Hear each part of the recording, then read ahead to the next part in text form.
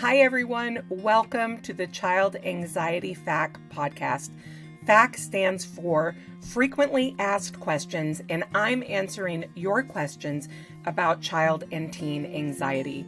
My name is Dawn Friedman, and I have been working with kids and families for more than 30 years, most recently as the owner and operator of Child Anxiety Support, where I support parents of anxious kids. And let's get started. This week's question is, how do I know if my anxious child is just being manipulative? This is a super common question. I get it very often in the families that I work with, especially those families who have kids with very big behaviors, the kids who cry and melt down and shout and really push back. And often this is because somebody in your life is saying, your child is just manipulating you. You need to stop giving in. Let's talk specifically, before we get into the whole thing about whether or not they're being manipulative, about what manipulation means. I don't like the word manipulation because it's a negative way of saying, is my child trying to get their needs or wants met? And we are all trying to get our needs and wants met. When we are nice to our boss, even though we're super annoyed with them, we could argue we're being manipulative because we are not being honest with them about how we're really feeling about work at the moment.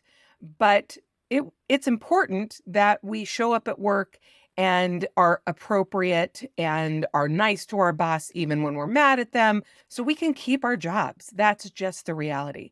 Or I think about therapy in many ways is manipulative in that we are trying to get our clients to come to a realization or understanding that maybe they are reluctant to come to.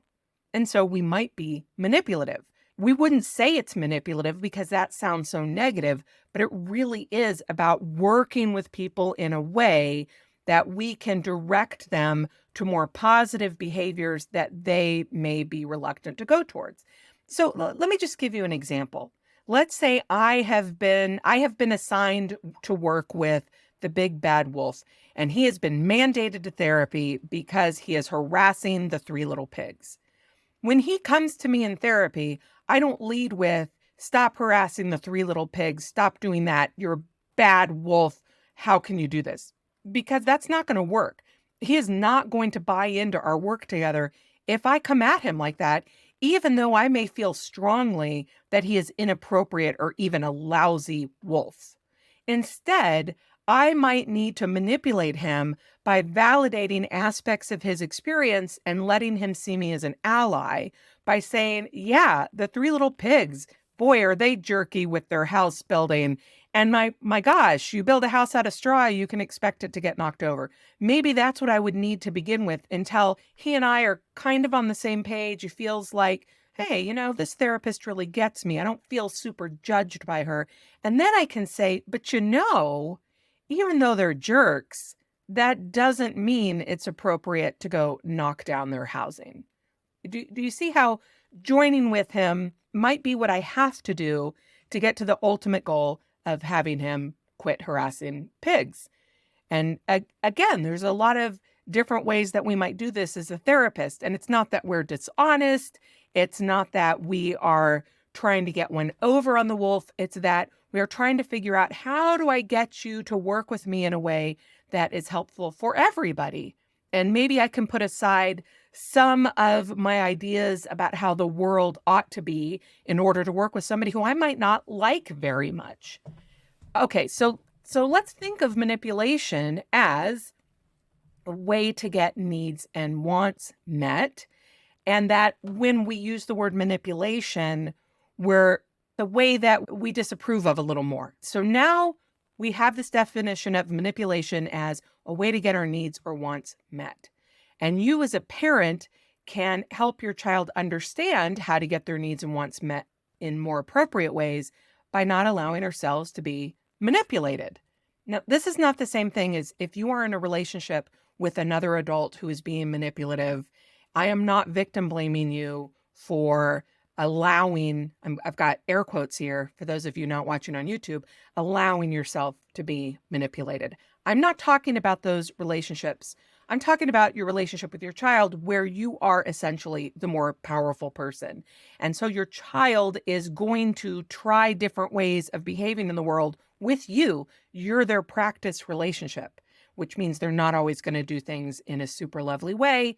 And our job is to help them recognize that. So if your child is, let's say, people say, I think your child's manipulating you because they will throw a tantrum, and I think that tantrum is manipulative.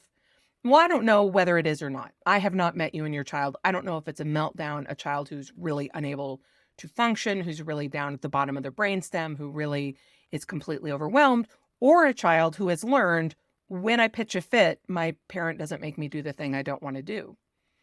The fault there is not the kid, it's the parent. Actually, fault is the wrong word. I don't want you to feel defensive. I'm not blaming you. I'm saying, though, that the person who needs to figure out how to change is actually us. It's the parents. It's you. It's not your child. They don't know how to change yet. So if your child pitches a fit and then we give in, they have learned pitching a fit means my parent will give in. So we need to figure out how not to give in. This is much harder than it sounds. I know you got into that place for a million different reasons, starting with when a kid is really falling apart. Boy, it's very hard to get ourselves out of it. But they are not being necessarily manipulative. They are just trying to get their needs and wants met. And we have to figure out how to say, this is not a great way to do that. And it starts with when your kid whines or cries that we say, I cannot talk to you when you're using that tone of voice. It is very difficult for me to hear you. I need you to use your grown-up voice. We start doing that when they're 2 and 3, right? Please use your big kid voice with me. I can't really understand whining. I need you to use a different tone, whatever. That is the way that we teach them the way to speak to us. But we can do this better when we recognize they are not trying to be manipulative. They are not trying to be rotten people. They are trying to get their needs met. There's something else I want to talk to in line with this. There is Goldbergs moral development, which is a theory on how we all grow into moral people. And you can quibble with parts of the theory, like he does ages 3 to 7 and then 8 to 13 and 14 and up. And those might not necessarily be the exact age spans. Our kids are all different, unique people. And so they're growing at different rates and they're coming to different conclusions at different times. But I want to give you the general gist of this, which is that it is developmentally appropriate for children to be selfish and self-centered and to prioritize their own needs. They are supposed to be like that. It does not make them bad kids. It does not mean that you are raising a child who will continue to lie and sneak and be manipulative. It is a stage that children go through. We should expect it and understand it and support them in growing out of it. So, for example, Goldberg's moral development from ages 3 to 7 is about obedience and self-interest. What this is, because maybe you're saying, my 4-year-old isn't obedient. What are you talking about? But it's about children this age want approval from adults. They want your approval. They may do this in ways that don't make sense to you. For example, lots of kids will steal a cookie and then lie about it.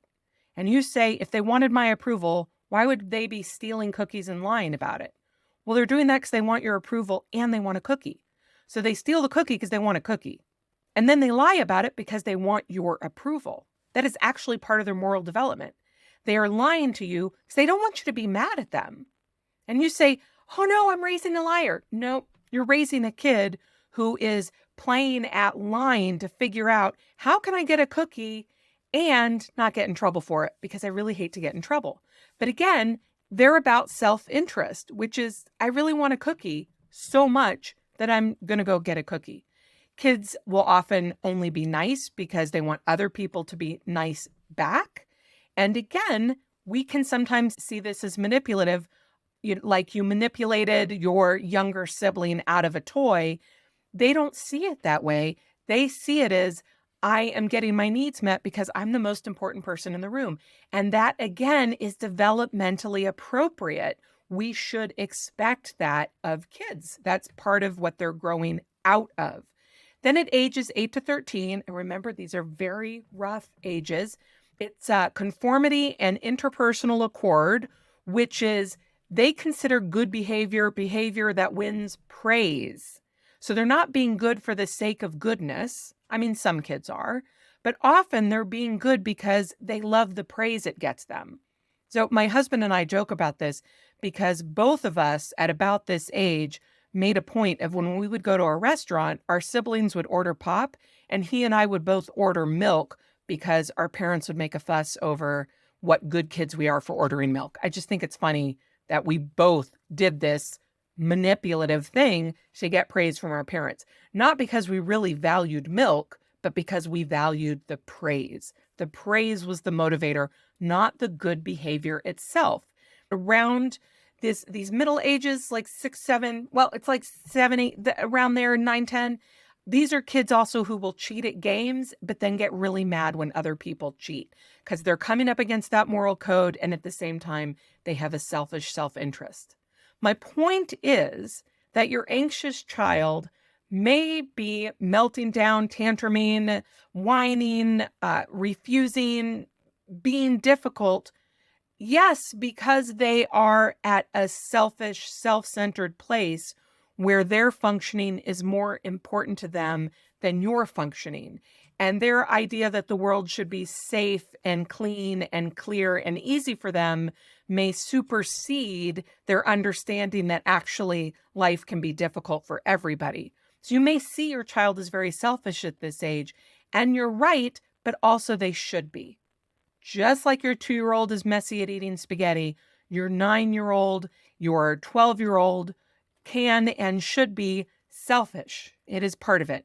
So is your anxious child being manipulative? Sure, maybe, but that is not the issue.